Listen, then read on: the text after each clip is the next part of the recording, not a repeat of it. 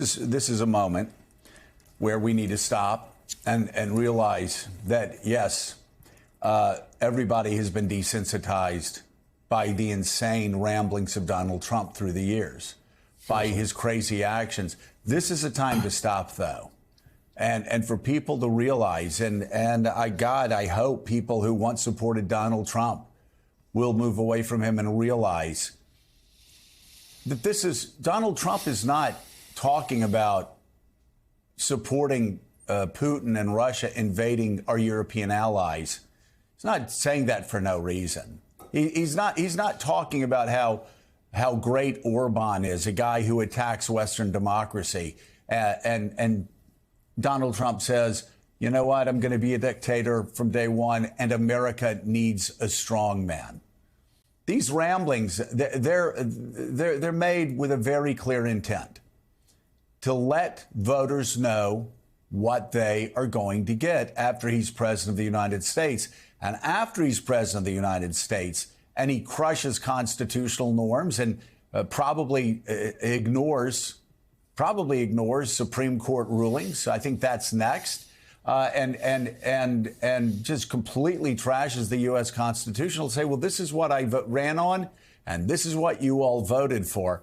But this is a moment where you have Republicans parroting Vladimir Putin. You have the Republican likely nominee, saying, yes, Putin, invade Europe. Russia, invade Europe. You have all of these things happening at the same time. And it's not an accident. And I've got to say, even I am shocked that Republicans on the Hill haven't stood up to Donald Trump, saying that Russia should invade NATO allies. But they haven't. Which means, again, this is a moment in time everybody has to stop and recognize that not only is American democracy on the line, but freedom across the globe on the line. Donald Trump is siding with Xi. Donald Trump is siding with Putin. Donald Trump is siding with Kim Jong-un. These are the people that he wants to make alliances with, and he wants to turn his back on a free Europe. Right. And read the writing on the wall, Joe, because those are not just that's all that's true about Trump. And we've talked now for the last, 6-7 years about the way in which the Republican Party has capitulated to Trump and become a party unrecognizable from the Republican Party that you joined when you were a wee one in the Northwest Florida and in Georgia and other places where you grew up. But look at, Ron Johnson, you hear Donald Trump saying the things he's saying about Putin.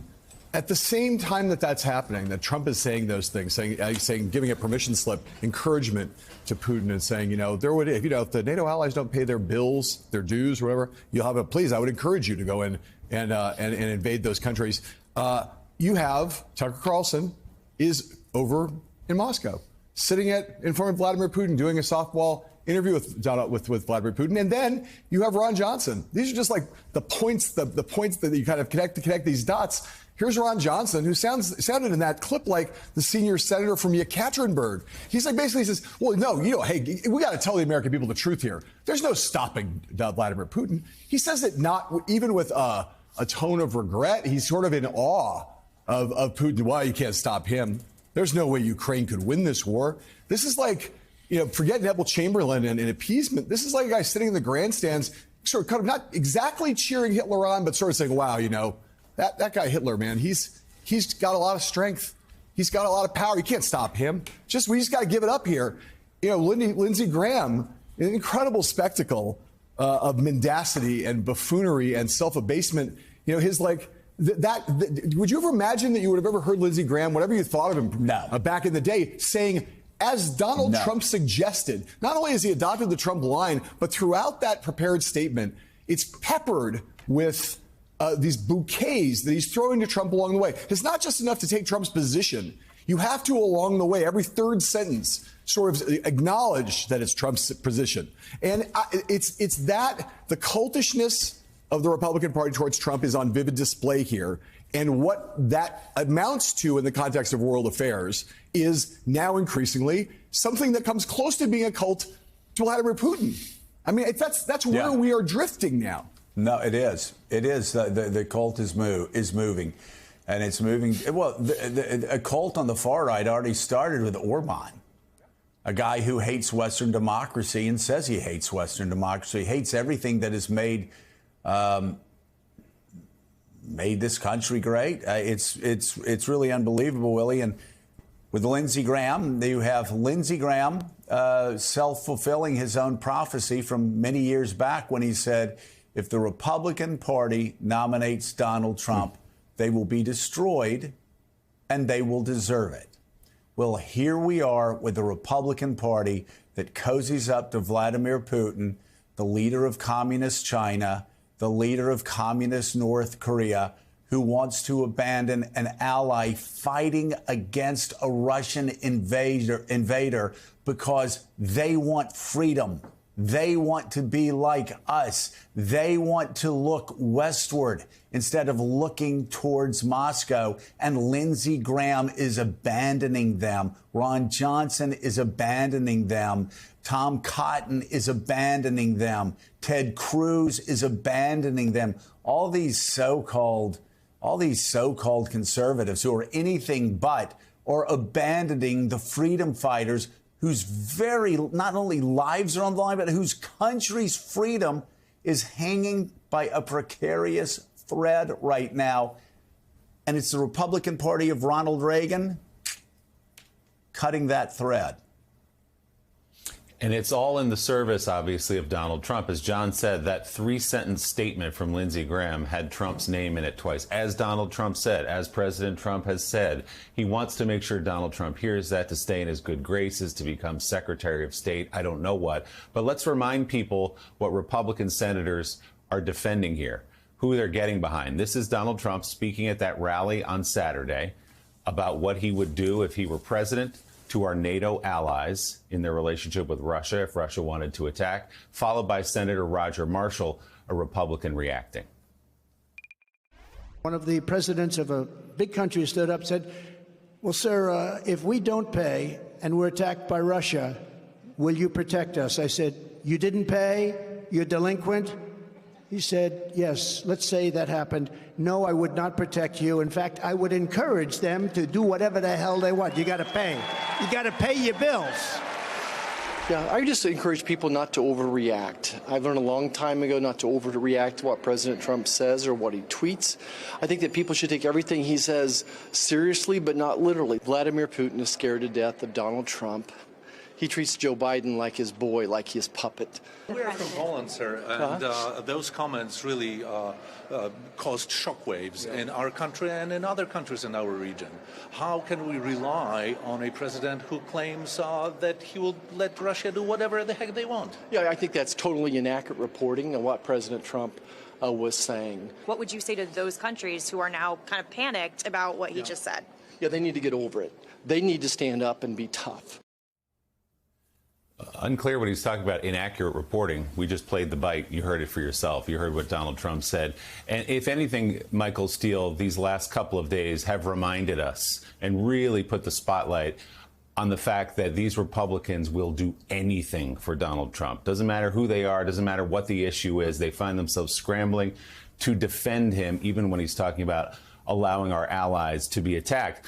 Which tells you, if he is put back in the White House, it is a blank check. It is carte blanche. There is nobody who's going to stand in his way.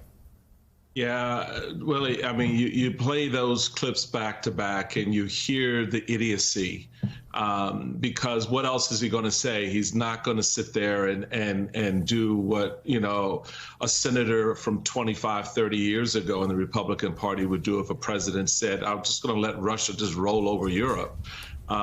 In which there would be outrage up and down and in and out of the party. Now it's applauding the idiocy of Donald Trump. As Joe put it, basically a two-bit shoe salesman who got lucky and got a television show and suckered everyone into believing that he was an actual businessman. That's what we're dealing with here. The debasement of the Republican Party by its own members is stunning. The humiliation, from the humiliation of the RNC chairman to the absolute embarrassment of the words coming out of Lindsey Graham's mouth and others. You sit here and you wonder, if you're an American citizen who's about to vote, okay, yeah, I don't think I really want that. But that's not the case, is it? Poll after poll is showing Donald Trump beating Joe Biden because they think this lunacy that you just played, the idiocracy that is now in the Republican Party, is going to be a better solution for whatever problems they think they have or may really have than what Joe Biden is doing right now, trying to hold the course for the country's economy and protect the nation from having to get into a larger conflagration in Europe, to stabilize the unstable moment in the Middle East. They think what you just played, is a better solution. And they think these people who are feeding this are the best leaders for this country right now. And so the American people have to do a lot of deep soul searching here, folks. Y'all got to get your heads out of wherever it is and understand what's in front of you. The man told you he wants to be a dictator. What the hell do you think that means? It's not that he's going to provide you with popcorn or that he's going to make life better for you. Dictators don't do that. Pick up a damn history book and read it and understand exactly what he's telling you he's going to do. And the people who are around him that are perpetuating this and that are pushing this out, they need to be unelected. Do not risk the future of your children and grandchildren to this stupidity. It's not worth it. We are better than this. But here we are, Joe. And Willie, here we are, right? Well, listening to